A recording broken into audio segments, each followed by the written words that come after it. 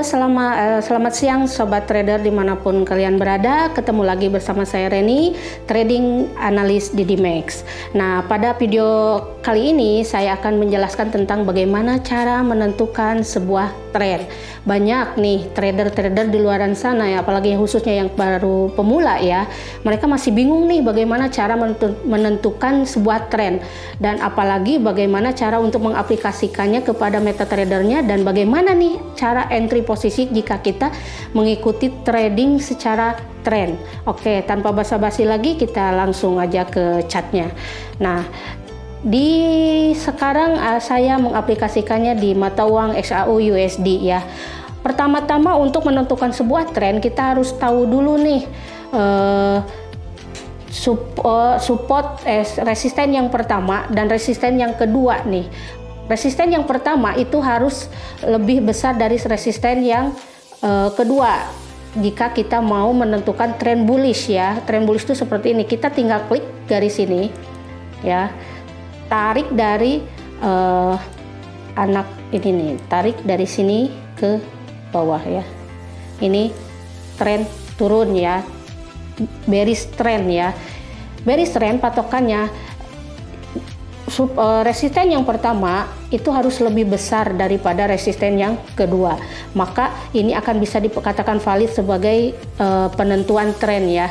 Nah, sebaliknya jika bullish itu kita harus mencari resisten yang tertingginya, yaitu di sini ya. Nih, ini resisten tertingginya. Maka kita akan tarik garis ini ke arah sini.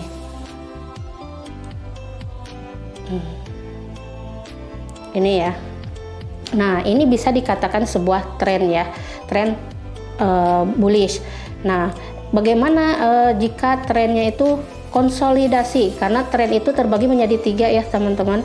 Ada tren bullish, tren bearish, sama tren sideways atau konsolidasi atau flat ya. Nah, ini saya kasih contoh yang sideways ya. Kalau yang sideways itu gampang teman-teman, dia tidak ada namanya pergerakan ya, tidak ada pergerakan yang terlalu signifikan.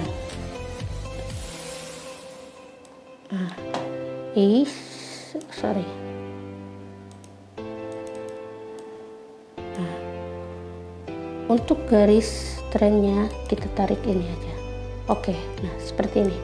Kalau untuk konsolidasi atau sideways ya, atau flat, nah ini seperti ini ya contohnya. Nah, bagaimana cara menentukannya untuk trennya nih? Kadang kebanyakan masih pada bingung. Kita patokin aja. Kalau untuk bullish kita lihat nih ininya, kita lihat resistennya. Resisten yang pertama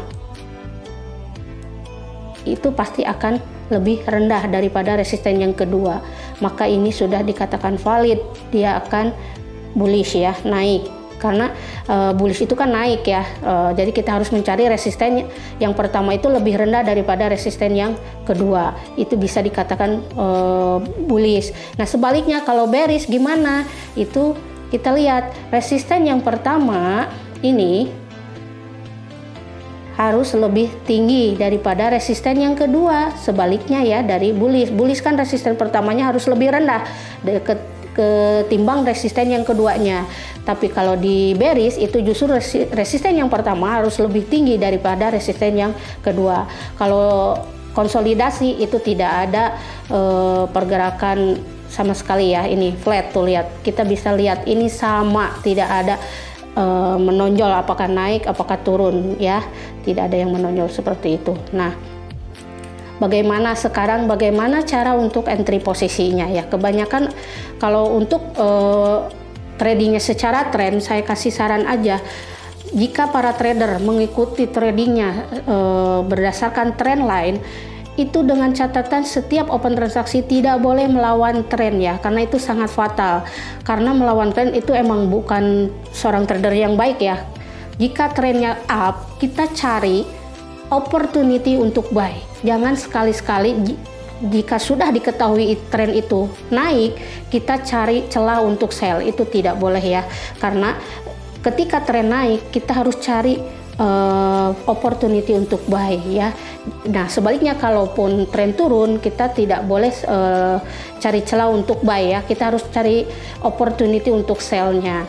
Nah bagaimana cara mengaplikasikannya jika di marketnya kalau tren lainnya turun gitu?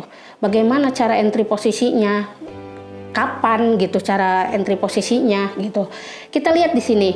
Di sini ini tren line turun ya, bullish ya. Nih.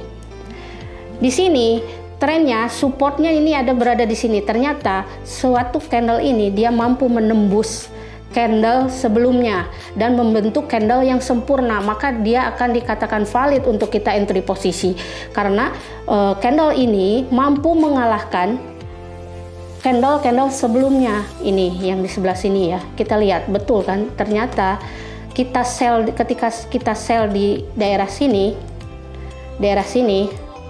ya, ternyata betul dia akan turun ya. Kita bisa ngambil 10 pip, 20 pip, itu benar turun ya ke sini sampai sini.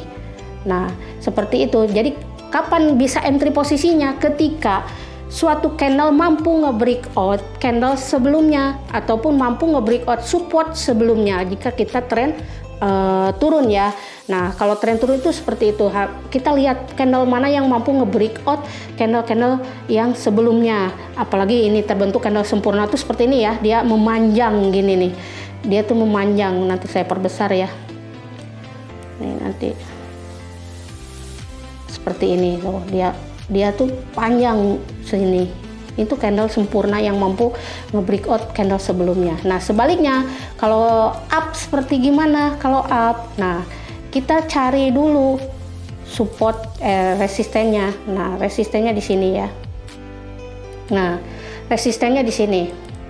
Kita lihat resistennya, dia mampu di harga ini, dia mampu menembus, candle ini mampu menembus resisten ini sebelumnya dan membentuk sebuah candle yang sempurna. Nah ini dikatakan valid kita untuk entry posisi buy, karena apa? Candle ini mampu mengalahkan candle sebelumnya, yaitu melebihi tingginya dari resisten sebelumnya, maka dia bisa dikatakan valid untuk kita entry posisi buy ya di sini. Nah betul kan, harga mampu naik ke atas. Nah sini kita boleh open posisi buy lagi di mana? Ya di sini.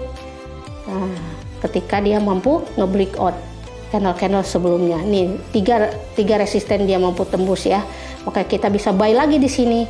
Nah sudah seperti itu. Oke, sobat trader, mungkin cukup sekian pembahasan tentang trading secara trennya dari saya. Semoga bermanfaat.